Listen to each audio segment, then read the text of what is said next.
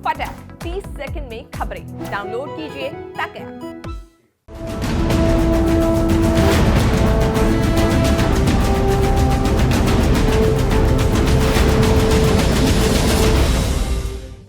Omicron की वजह से आई कोरोना की तीसरी लहर भले ही लोगों के स्वास्थ्य पर ज्यादा भारी न पड़ी हो, लेकिन कई सेक्टर्स की सेहत पर इसने तगड़ा अटैक किया है।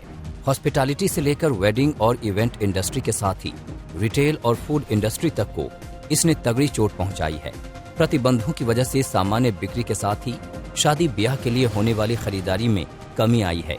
Research and rating agency ICRA के मुताबिक 2021-22 में फैशन रिटेलर्स प्री कोविड स्तर के 70 से 72% के बराबर ही बिक्री कर पाएंगे।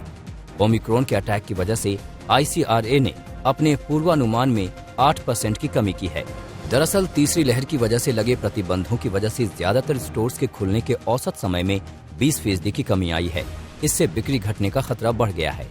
बिक्री घटने की एक वजह शादियों में मेहमानों की सीमा घटाया जाना भी है। जब लोग शादियों में जा ही नहीं पाएंगे तो फिर वो नए कपड़े और साज सज्जा के दूसरे सामान भी नहीं खरीदेंगे। वैसे भी शादियों पर कोरोना की तीसरी लहर का भारी असर हुआ है। पाबंदियों के लगाए जाने से वेडिंग इंडस्ट्री का दम निकल गया है। इससे जुड़े केटरिंग, बैंक्वेट, बैंड वगैरह के बिजनेस की आमदनी में भारी गिरावट आई है।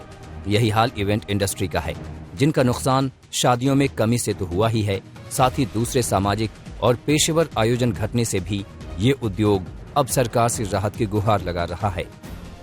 मेरी गवर्नमेंट से एक प्रार्थना है कि आप अगर स्पेशल पैकेज इस सेक्टर को दें तो ये सेक्टर करीबन 10 लाख लोग एम्प्लॉय करता है, और जिस तरह दुबई आज इवेंट इंडस्ट्री का हब है, भारत भी इसमें बहुत लीडिंग प्लेयर बन सकता है और काफ़ी स्किल इंडिया के तहत एम्प्लॉयमेंट जनरेट हो सकती है।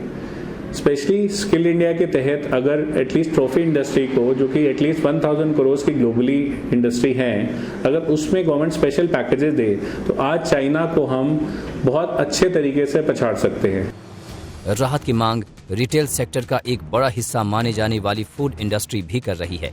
इस सेक्टर की मांग है कि सरकार को GST की दरों को एक समान और वाजिब स्तर पर लाने की कोशिश करनी चाहिए। इस बजट सेशन के अंदर जो फूड इंडस्ट्री एक इनपुट चाहेगी वो ये चाहेगी कि 5, 12, 18 जो अलग अलग आइटम्स हम लोगों ने बनाए हुए हैं या डिफरेंट टैक्स स्लैब के अंदर हमने डाला, उनको एक यूनिफॉर्म टैक्स स्लैब के अंदर डाली जैसे वैट के अंदर होता था, और वहीं उनके साथ ही साथ input claims, tax input claims बाकायदा मिले, जिससे प्रॉफिटेबिलिटी के अंदर थोड़ा कुशन आए, और वहीं साथ ही साथ एक ग्रोथ के भी एक एक एंथुजियाज्म भी क्रिएट होता है। और साथ ही साथ हम ये चाहेंगे कि जो सर्विस क्लास लोग हैं या जो बाकी जो तबका है उनको भी कहीं ना कहीं टैक्स बेनिफिट्स मिले। जाहिर है अब बजट आने वाला है और सभी सेक्टर सरकार से राहत की मांग कर रहे हैं। ऐसे में सरकार के लिए भी ये देखना जरूरी है कि कैसे इकोनॉमी में महत्वपूर्ण रोल निभाने वाले तमाम सेक्टर्स को राहत देने का काम किया जाए।